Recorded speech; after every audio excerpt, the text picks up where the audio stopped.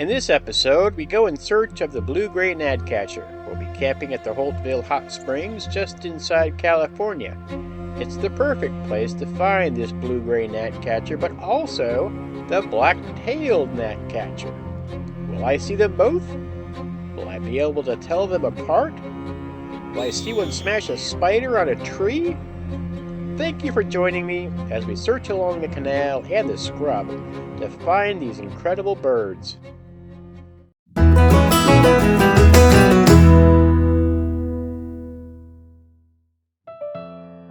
the weekend before the grand gnatcatcher adventure, I had a quilt show to attend.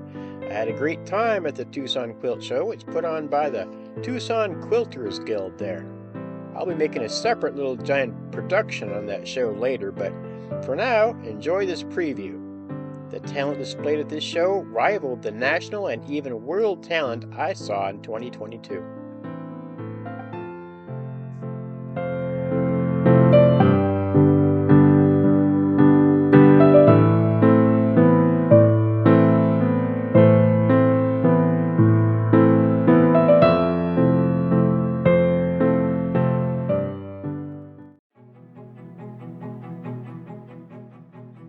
After getting some propane, we stopped at Walmart for groceries, stopped to get gas for Ranger and fill the gas cans for the generator.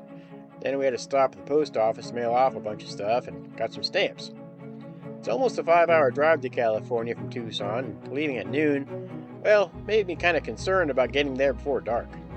Driving at night is a hard and fast no for me, as is driving at sunset. I only have 2 days to find this bird, and I don't even know where to begin. Running all the errands gave me a late start, and it already cost me a day that I could have been searching.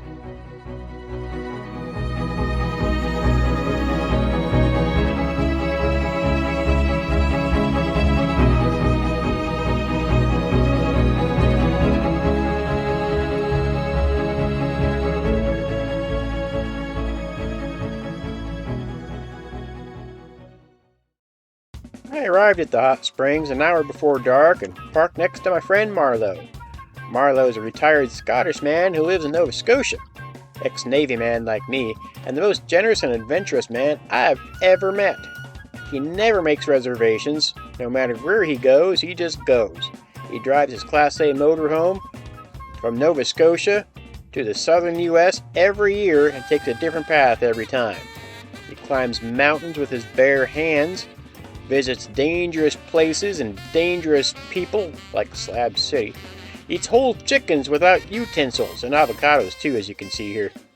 He rides his crotch rocket at breakneck speeds, is an incredible inventor of life-saving hiking gear, plays the saxophone, even carried the Olympic torch for Canada, and has even swam with whales. That's just for starters. It was good to see him again, if only for a couple of campfires. Day 2 at the old spa. It is so nice. Have a break from dry camping in the desert. To be here and, the owner of this place is treating me like royalty because I'm a veteran. Lets me park on the property for free. As long as I use the facility for something to eat or whatever, he lets me stay and use the spa. Yeah, it's a nice little treat. For being in the desert for the last 3 or 4 months, dry camping. It's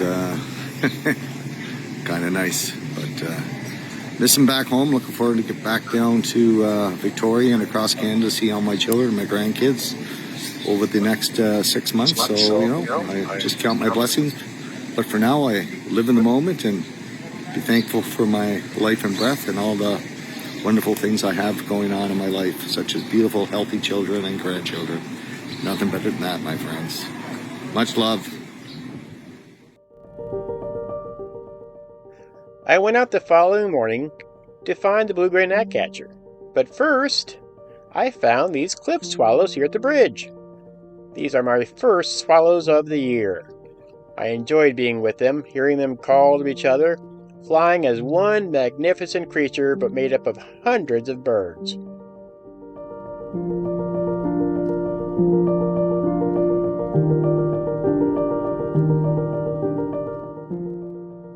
the flutter of the hundreds of wings so close to me brought joy to my heart, because it's been so long since I've heard it.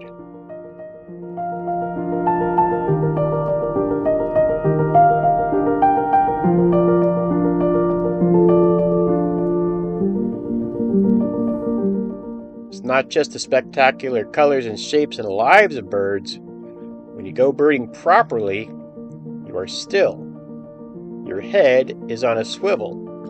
You watch for a small movement in every tree, every bush, along the ground, and in the sky.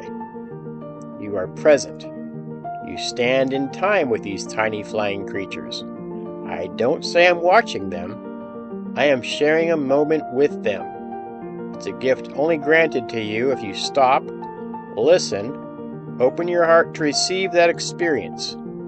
Otherwise, that moment is gone like a wisp of smoke, never to be noticed.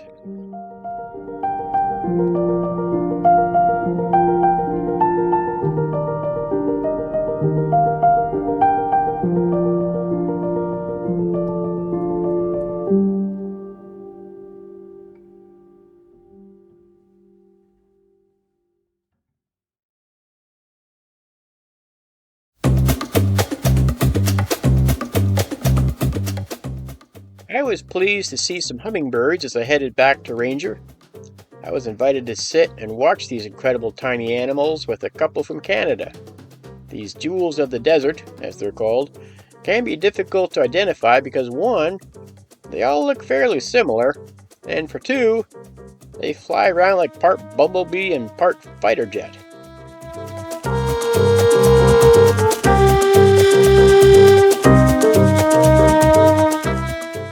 Here is what I decided to call a female Anna's hummingbird. Feel free to argue with me in the comments. Even though I've been birding for 52 years, I am not an expert. I use the law of deduction, such as, I look at a bird and I start with, okay, this is not an albatross. This is not an ostrich. It's not a chicken. Not a penguin or a robin, and so on until I get the most likely suspect. So yeah, I believe that this is an Anna's hummingbird, of the female variety.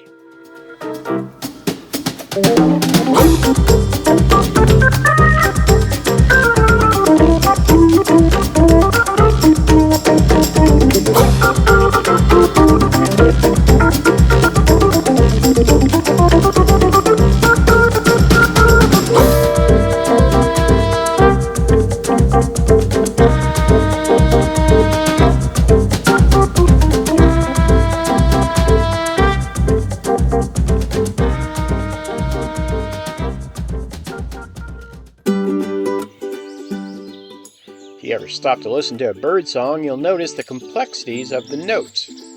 Yet it is sung with ease. Karen Carpenter is considered to be one of the best female vocalists in human history, hitting each note perfectly every time, thus her nickname, One Take Karen, because she recorded her albums, allegedly, just singing each song once for the master. Such is a bird song. Take a moment to listen.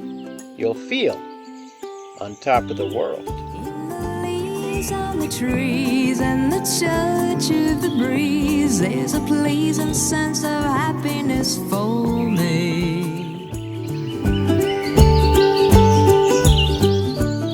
There was a friendly kinglet that followed me along my trail for quite some time. What kind of kinglet? You tell me. If I had to guess, I'd call him a ruby-crowned kinglet. He just left his rubies at home that day. Could be the missus, but the missus doesn't have any rubies. Like at all. Regardless, this kinglet was not flashing the gems. But does he or she need to? Look at the yellow and the green in the feathers. As birds do, the kinglet got distracted by something and went off without me.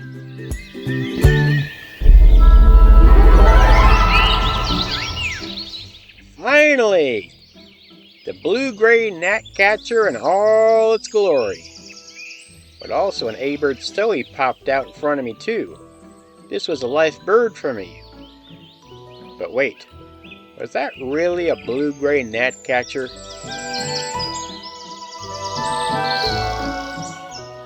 Stay with me here, this gets a little nuts. For a whole day I was so pleased with myself for spotting this blue-gray gnatcatcher. It had been years since I've seen one. Actually about 5 or 6 over in Moab, Utah. But finally, there it was. Otherwise known as the little mockingbird, only lives about 3 to 4 years. Aren't they adorable?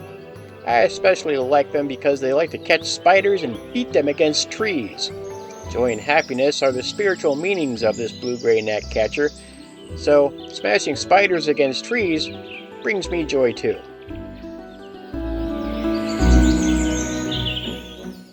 The black-tailed gnatcatcher has more black under its tail than the blue-gray gnatcatcher. How much more black is it when you compare it to the other? So I'm 100% sure in saying that I did see a black-tailed gnatcatcher. Alright, this is what I saw. And I'm also 100% confident I saw a blue-gray gnatcatcher. The geographic locations merge right in this area, so both occur here at the same time of the year. However, the blue-gray likes oaks.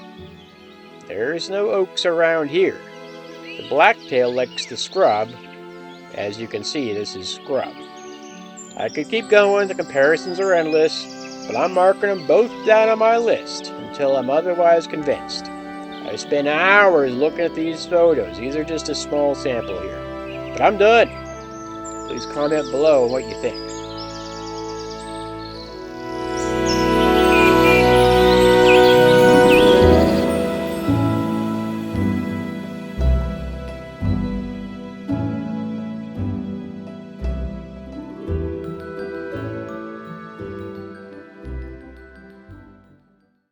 The last night of my stay here at the Holtville Hot Springs was an evening I will not soon forget. Marlo invited me over for a cigar and a drink like he usually does, and we chatted about things we typically do. Spirituality, women, our adventures, physics, women. A man approached our campground though that night and asked if he could plug in his phone as it was dead and he had to make an urgent call to his girlfriend there. Well, Marlo, being the nice Scottish man he is, allowed the man to use his charger and offered the man a drink. We chatted a little while, listened to his stories and all his challenges in his life. So, as we waited for his ride to arrive, he asked if he could go get his dogs and his guitar. So he did. Well, he sat down and started playing his guitar, and wouldn't you know it, the first thing he plays is Hotel California, the first album I bought when I was a kid. He's been playing that guitar for over 20 years, and as you can tell, the talent shows.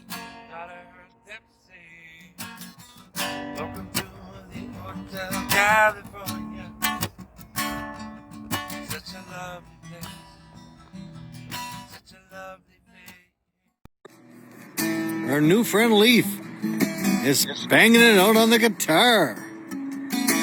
Can sing like a bird. What do you think, Bob? That's a hell of a poncho you got there, sir. Yes, I love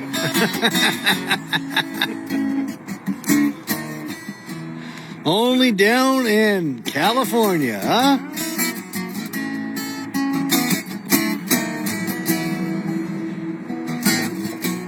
The traffic lights, they turn blue tomorrow.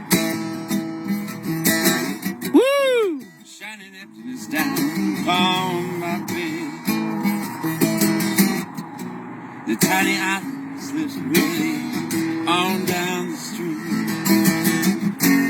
Dreaming of the light it once led. And the wind screams, yeah, real,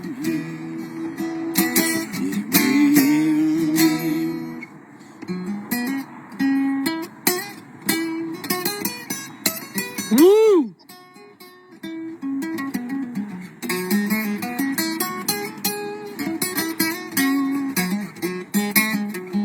Sweet.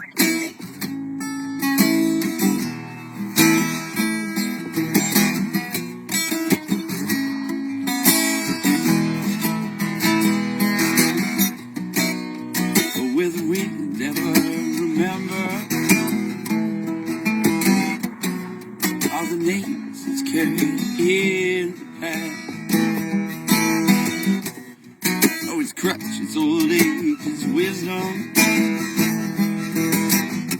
Whispers no, but this will be the last.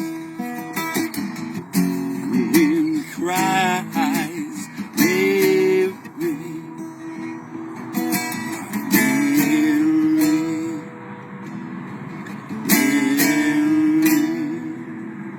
Woo!